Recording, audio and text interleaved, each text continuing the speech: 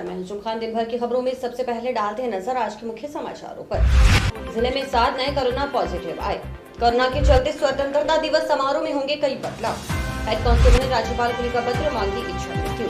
संरक्षण सम्मेलन में भाईचारा बनाए रखने का आह्वान। अब खबरें विस्तार से। जिले में कोरोना पॉजिटिव की संख्या लगातार बढ़ रही है। मंगलवार को जिले में 7 नए कोरोना पॉजिटिव आए हैं। इनमें 6 हनुमानगढ़ टाउन स्थित कलालों के मोहल्ले से और 1 टाउन के रूपनगर से आया है। कलालों के मोहल्ले के सभी 6 कोरोना पॉजिटिव की पहले से पॉजिटिव मरीज से कांटेक्ट हिस्ट्री है। वही रूपनगर का कोरोना पॉजिटिव के आंध्र प्रदेश से आने की ट्रैवल हिस्ट्री है। 2 अगस्त को बीकानेर भेजे गए 57 सैंपल की रिपोर्ट आई, जिसमें 7 नए positive, 47 negative, 1 repeat positive, 2 repeat sample मांगे गए। यह जानकारी पीएमओ डॉक्टर एमपी शर्मा ने दी।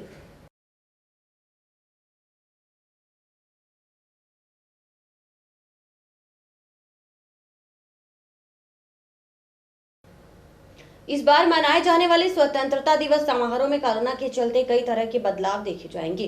स्वतंत्रता दिवस समारोह को लेकर मंगलवार को कलेक्टर जाकिर हुसैन की अध्यक्षता में जिला स्तरीय अधिकारियों की बैठक हुई।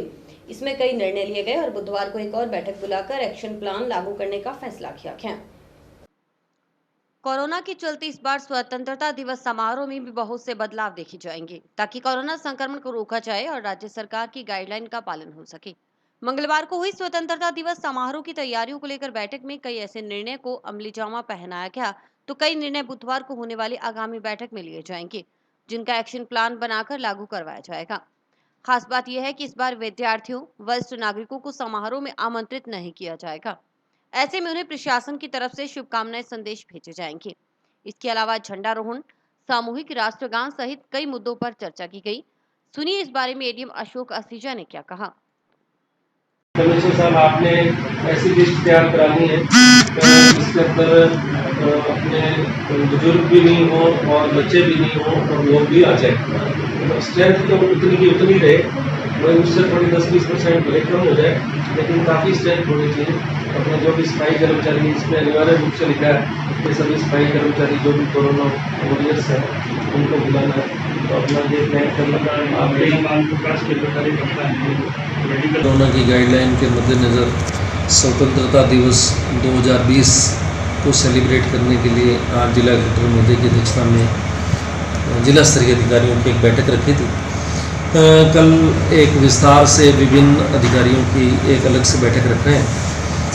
कोरोना के मद्देनज़र राज्य सरकार ने जो निर्देश दिए हैं उनमें बच्चे, वरिष्ठ नागरिक और स्वतंत्रता सेनानी, चूँकि वो भी वरिष्ठ होते हैं, तो उनको नए बुलाए जाने के, उनके स्वास्थ्य के मद्देनज़र नए बुलाए जाने के निर्देश हैं। लेकिन उनको शुभकामनाएं संदेश हम अलग से यहाँ से जारी करेंगे, जैसे कि गाइडलाइन है। और बच्चों के अलावा स्वतंत्रता दिवस को धूमधाम से मनाने के लिए हमारा राष्ट्रीय पर्व है, जो कार्रवाई होती है वो कल एक्शन प्लान बना लेंगे और धूमधाम से मनाएंगे। जंक्शन में रिजर्व पुलिस लाइन में तैनात एक हेड कांस्टेबल ने प्रताड़ित किए जाने का आरोप लगाते हुए राज्यपाल से परिवार सहित सामूहिक रूप से इच्छा मृत्यु की स्वीकृति मांगी है। सोमवार को हेड कांस्टेबल 101 कैलाश चंद्र की ओर से लिखा गया पत्र सोशल मीडिया पर वायरल होता रहा। हेड कांस्टेबल कैलाश चंद्र ने 7 पेज के पत्र में लिखा है कि उसको खुद व परिवार की जान को भी खतरा है।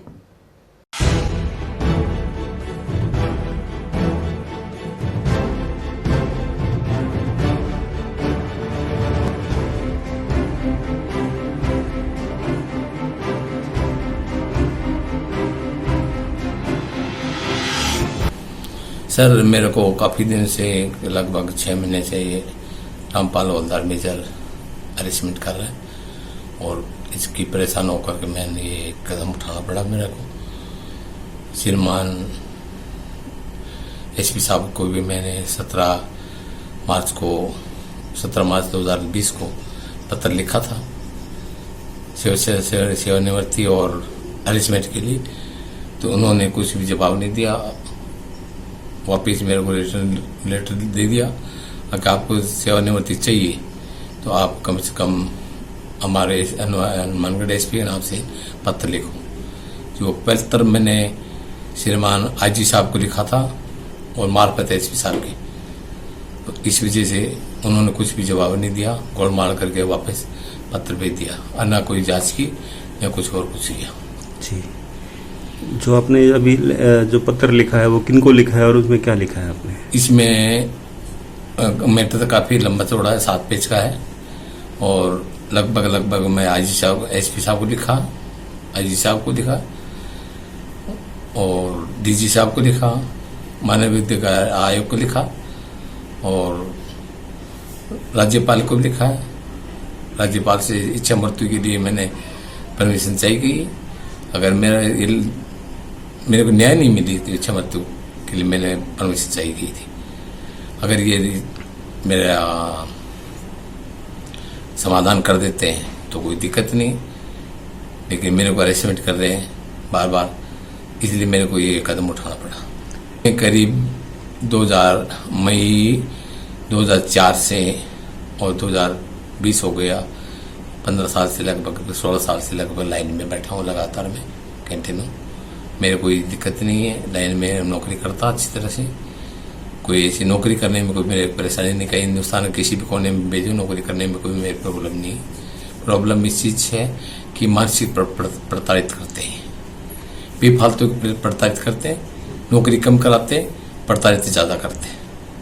नहीं, मैं लाइन में रहना चाहता हूँ। मैं मेरे किसी कोई मेरे लोग किसी चीज़ का मेरे कोई लालच नहीं, मेरे को कोई पैसे की आवश्यकता नहीं, न पैसे मेरे कोई लालच है। मेरे को नौकरी जियो और जीने दो, मैं किसी को तंग परेशान नहीं करता हूँ। मेरे को अरेस्टमेंट मत करो, मेरे से नौकरी लेनी या नौकरी लो, सही तरीके से नौकरी लो। ये व्यवस्थित तरीके से नौकरी नहीं करवाते, लालचवंश एक को तो बेनिफिट देते हैं, एक को अरेस्टमेंट करते हैं। ये सबसे ज़्यादा कहीं भी चले जाओ, अगर ऐसी चीज़ें होगी जो लालच होगा, बीच में लालच आ जाएगा तो उसमें परेशानी होती रहती है।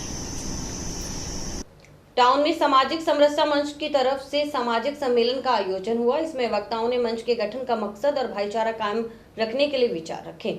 इस दौरान 5 अगस्त को अयोध्या भूमि पूजन के दिन रामधुन गाने का भी निर्णय लिया गया। टाउन में मंगलवार को सामाजिक समरसता मंच की ओर से सामाजिक सम्मेलन का आयोजन हुआ। इसमें मुख्य वक्ता प्रेम बंसल ने कहा कि दलित और हिंदू वर्ग को अलग अलग करने के प्रयास किए जा रहे हैं, जबकि यह सभी हिंदू हैं। इनके बीच से भेदभाव पैदा करने की कोशिश की जा रही है। उन्होंने कहा कि कुछ दूसरे धर्मों के लोगों द्वारा तो कुछ स्थानीय नेताओं द्वारा यह कार्य किया जा रहा है।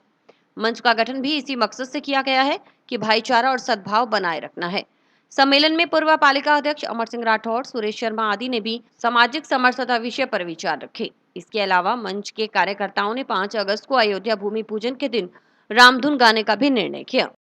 क्षेत्रों में बहुत जोरदार और बहुत अच्छा कार्य।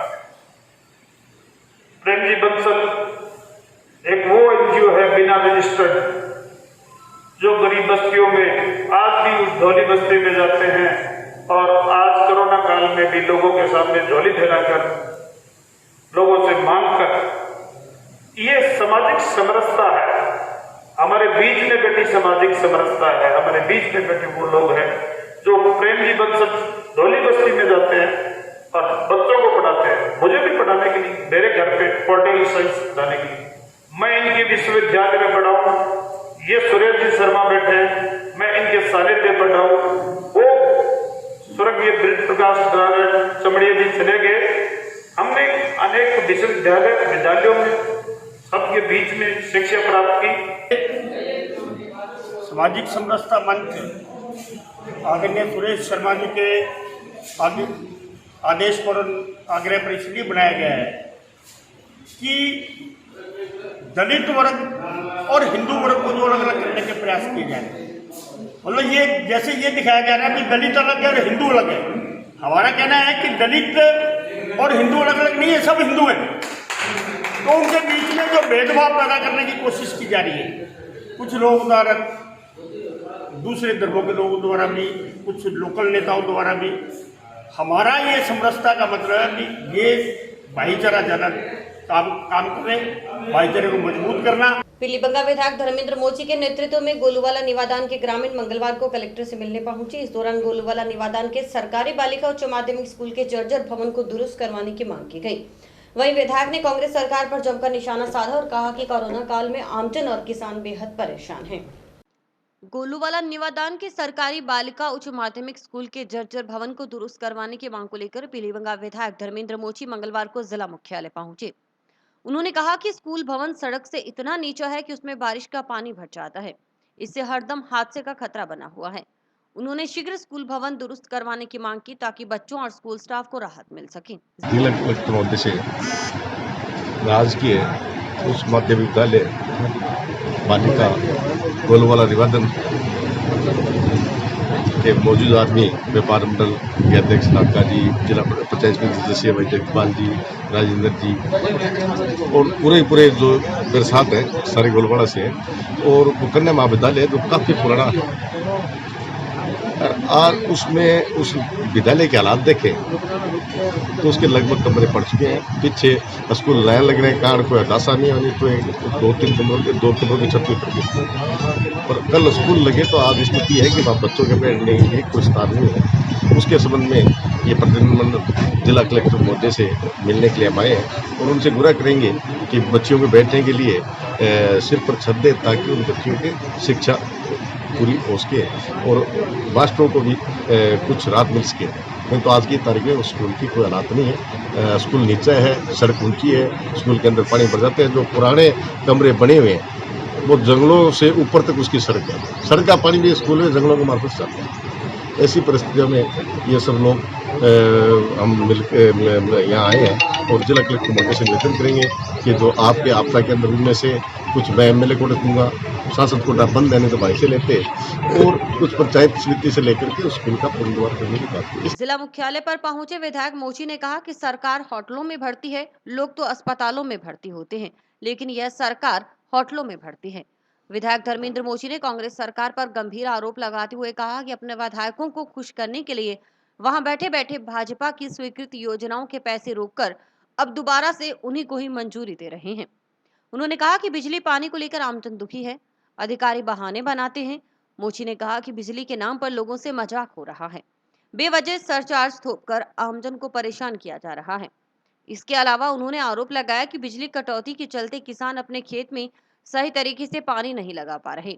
उन्होंने कहा कि बिजली विभाग के पास ट्रांसफार्मर तक नहीं है। के साथ साथ कुछ और भी गंभीर समस्या है। पानी बिजली की बात करते हैं तो आज बिजली के नाम पर लोगों के साथ मजाक हो रहा है। बगैर मतलब ये सरचार्ज लगा करके लोगों को बिलों की सरदर्दी दी जा रही है और बिजली इतनी कटौती हो रही है जिसके कारण से खासकर अपने खेत के अंदर पानी सही ढंग से नहीं लगता, बार बार ट्रिप लेती है, जिसके कारण से बिजली चले जाने के कारण उनके पास कोई बाधा नहीं है। और सबसे बड़े दुख इस बात का है कि जनप्रतिनिधि हूँ, बार बार टेलीफोन भी करने पड़ते हैं। मेरे 4 सब डिवीजन है, रावसर, पीलीभंगा, गोलूवाला, डब्बी, पर आज की तारीख में कोई 25 का ट्रांसफार्मर जल जाए तो इनके पास ट्रांसफार्मर नहीं है। लोग अंधेरे में बैठे हैं और बहाना निकालते हैं कि साहब 2 लगा देंगे या एक बार उस तरीके से करते हैं, पर इनके पास कोई सामान नहीं है, जिसके कारण से लाइट की त्राई मची है और बिलों का जो अंबार लगा हुआ है भरने के लिए लोग दुखी है। और लोगों की ये भी दिमाग में नहीं आ रही कि हमने इतनी बिजली बाली है कि नहीं बाली है, फिर भी बिलों पर इतने सरचार्ज लगा करके भेज रहे हैं कि जो कोरोना काल के अंदर जो सरकार अपने कुछ कह रही थी कि हम ये करेंगे, वो टैक्स लोगों से वसूला जा रहा है। इसका पेयजल के लिए भी लोग त्राई मचाए हुए हैं। कहीं पर भी पानी की सही ढंग से व्यवस्था नहीं आने के लोग आज भी पानी के लिए दिख रहे हैं, इंतजार कर रहे हैं। परंतु जिस प्रकार से सरकार होटल में भर्ती है, लोग तो हॉस्पिटलों में वेंटिलेटर पर भर्ती होते हैं, पर यह सरकार होटलों में भर्ती है और वहाँ से बैठ करके अपने विधायकों को खुश करने के लिए आज मैंने एक लिस्ट देखी है और उसमें जो भारतीय जनता पार्टी राज के अंदर जो पीएचडी के पैसे स्वीकृत किए गए थे उनको इन्हें रोक दी। वही लिस्ट वापस इन्होंने जारी की है जो भारत सरकार के पैसों से वो लिस्ट जारी हुई। साइड में आपको मेरे इस व्हाट्सएप पर आइए, आपको दिखा दूंगा। उसमें भी हमारे साथ मजाक की है भी अपने विधायकों को खुश करने के लिए, अपनी कुर्सी बचाने के लिए उनको पीएचडी के नाम से कुछ योजना स्वीकृत करके दी है जो भारतीय जनता पार्टी के राज में स्वीकृत थी, इन्होंने बंद कर दी। उसमें एक पीलीभंगा की जो बुद्धवाड़िया 8 कैंपचक के नाम से एक आई है, जबकि हमारी कई योजनाएं जो भारतीय जनता पार्टी के राज में स्वीकृत थी इन्होंने बंद कर दी। पर अब अपने कुर्सी बचाने के चक्कर में इन्होंने कुछ किया जो आम आदमी के साथ न्याय किया। आज के समय में यदि मजदूरों को पूरा काम करवाए जाने के बाद भी 32 से 33 रुपए मजदूरी दी जाए तो क्या आप चौंक नहीं जाएंगे? लेकिन ग्राम पंचायत कोहला में ऐसा ही मामला सामने आया है। दरअसल ग्राम पंचायत कोहला में करीब 80 मनरेगा मजदूरों की दिहाड़ी महज 33 रुपए तक दी गई है। ऐसे में नाराज मजदूरों ने राजीव गांधी सेवा केंद्र के आगे प्रदर्शन किया। मजदूरों का कहना था कि पूरे 13 दिन काम करने के बावजूद उन्हें मजदूरी कम दी गई, जबकि अन्य जगहों में मजदूरों को पूरी मजदूरी मिली। मजदूर महिलाओं और पुरुषों ने नारेबाजी कर विरोध प्रकट किया।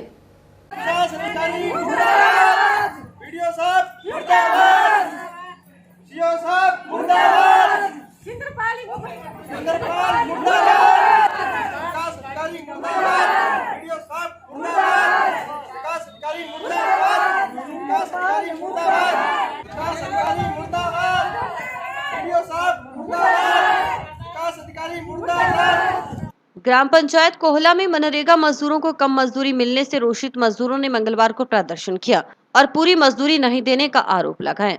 मजदूरों का कहना था कि 13 दिन काम करने के बावजूद उन्हें सिर्फ 30 से 35 रुपए दिए जा रहे हैं, जबकि अन्य जगह पर मजदूरों को 160 से 190 रुपए दिए गए हैं।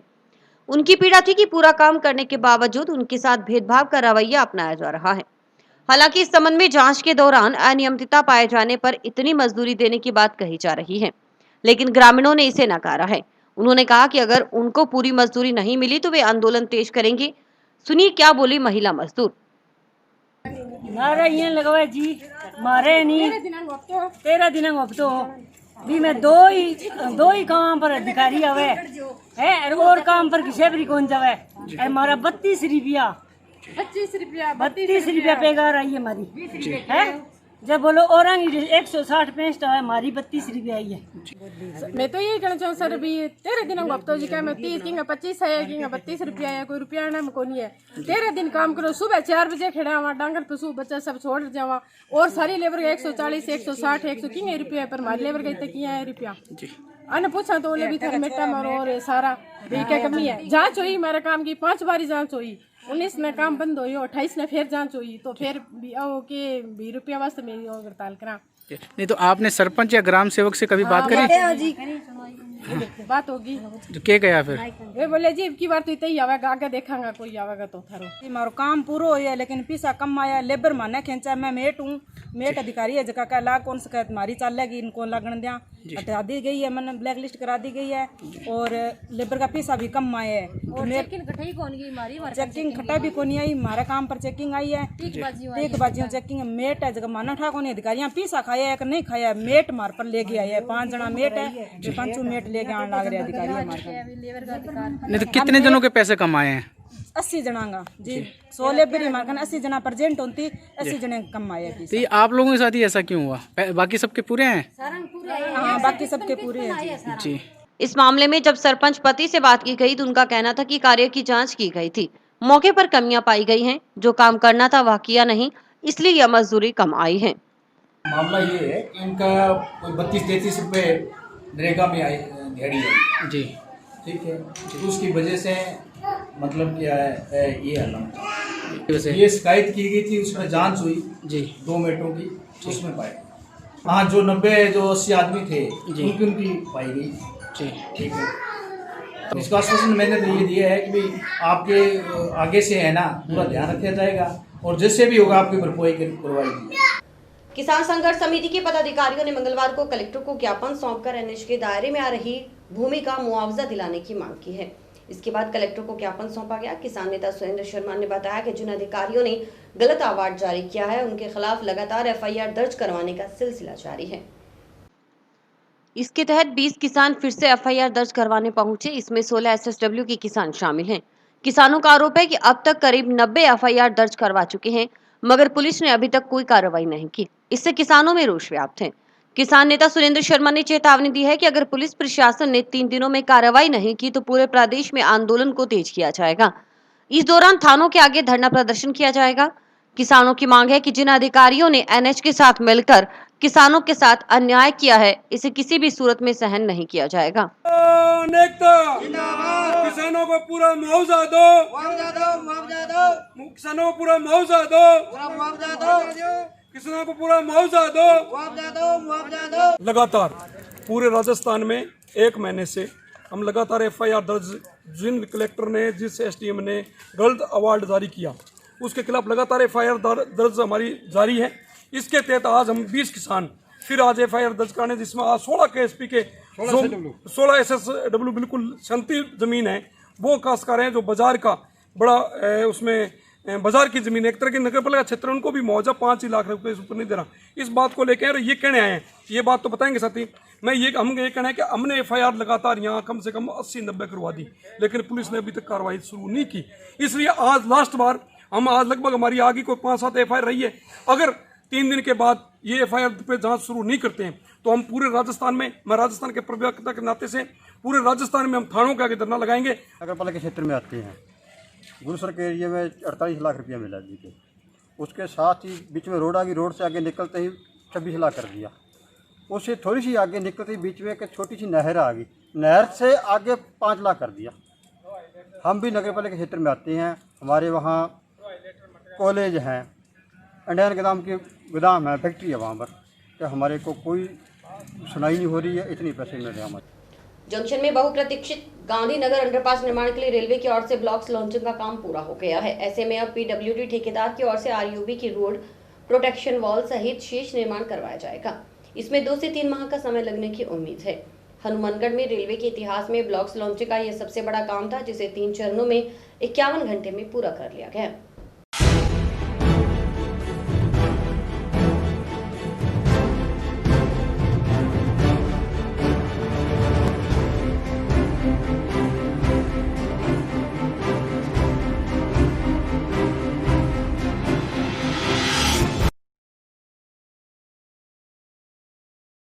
कुल 51 घंटे का ब्लॉकेज था 3 शिफ्ट के अंदर, 16 घंटे, 12 घंटे और 16 घंटे। उस तरह से बक्से और यू जो टाइप के थे वो हमने लॉन्च कर दिए हैं। इसके बाद में अप्रोच रोड का कार्य है, हम कोशिश करेंगे कि अक्टूबर तक ये कार्य चालू हो गए, ये ओवर ब्रिज, अंडर ब्रिज है, उसमें आवागमन लोगों का सुविधा मिल सके।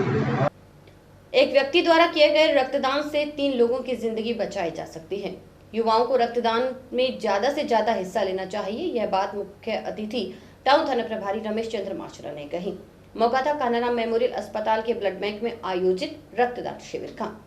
श्री ओम पन्ना टाइगर्स फोर्स के संस्थापक व राष्ट्रीय अध्यक्ष माधु सिंह उद्दट के 26वें जन्मदिन पर रक्तदान शिविर लगाया गया। मुख्य अतिथि टाउन थाना प्रभारी रमेश चंद्र माचरा और पूर्व पालिका अध्यक्ष अमर सिंह राठौड़, अस्पताल के संचालक doctor Pradeep Saharan, blood bank incharge IK Bhati थे। फोर्स के जिला अध्यक्ष राम प्रताप सिंह ने अतिथियों का साफा पहनाकर सम्मान किया। पूर्व पालिका अध्यक्ष अमर सिंह राठौड़ ने रक्तदान की अपील करते हुए कहा कि रक्तदान महादान की श्रेणी में आता है। रक्तदान करने से जरूरतमंदों की मदद होती है। साथ ही रक्तदाता कार्ड प्राप्त करने से भविष्य में वह अपने परिवार के लिए किसी भी समय जरूरत पड़ने पर आसानी से रक्त प्राप्त किया जा सकता है। डॉक्टर प्रदीप सहारण ने कहा कि हर स्वस्थ पुरुष को 3 महीने में और महिला को 4 महीने में कम से कम 1 बार रक्तदान करना चाहिए। रक्तदान करने से नए ब्लड सेल्स बनते हैं, जिससे शरीर में अतिरिक्त ऊर्जा भी प्राप्त होती है। रक्तदान शिविर के दौरान करीब 90 यूनिट रक्त संग्रहित किया गया। इस मौके पर रक्तदाताओं को मास्क व प्रमाण पत्र देकर सम्मानित किया गया, जिसमें करीब 50 स्वयंसेवक है जो इनकी फोर्स के हैं, उनके द्वारा अभी रक्तदान किया जा रहा है। बहुत ही अच्छा काम है। किसी जरूरतमंद को ब्लड बैंक से इमरजेंसी में मदद मिलती है तो किसी की जान बचाई जा सकती है। और मेरे सभी से ये निवेदन है कि अभी जो कोविड का जो चल रहा है ये टाइम, इस समय सोशल डिस्टेंसिंग है और मास्क है, इनका उपयोग करें और पालना करें, और सरकार के द्वारा जो दिशा निर्देश समय समय पर जारी किए जा रहे हैं उनकी पालना करें। करीब 4.5 महीने के लंबे इंतजार के बाद आखिरकार बुधवार से जिले भर के जिम खुलने जा रहे हैं। जिम व योग संस्थान को खोले जाने की घोषणा से एक और जहां शहर के जिम संचालक उत्साहित हैं, तो वहीं फिक्रमंद भी हैं।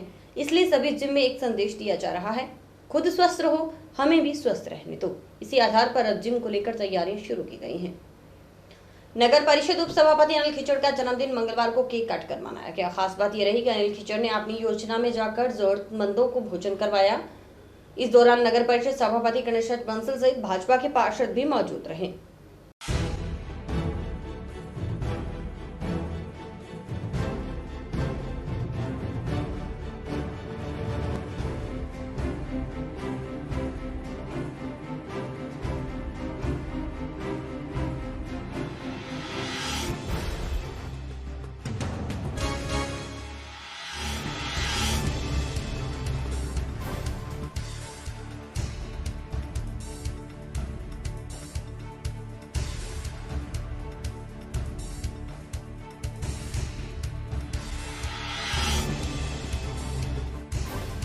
आज अनिल जी खिच्चर जो नगर परिषद के उपाध्यक्ष हैं, उनके जन्मदिन के उपलक्ष्य में हमें अपनी रसोई के अंदर आने का जो सौभाग्य प्राप्त हुआ है और हमने जो यहाँ आके देखा, इतने मान और सम्मान के साथ में यहाँ भोजन कराया जा रहा है और इतना बढ़िया भोजन जिसकी मैं कल्पना नहीं कर सकता। और सबसे अच्छी बात यह है कि इसके अंदर दलगत राजनीति से सभी ऊपर उठकर लोग लगे हुए हैं। हर आदमी समाज सेवा के जब्बे के साथ लगा हुआ है, किसी प्रकार की कोई राजनीतिक द्वेष नहीं है। यहाँ पे ऊपर कांग्रेस है, बीजेपी है, कामरेड है, सब यहाँ पे मेहनत कर रहे हैं।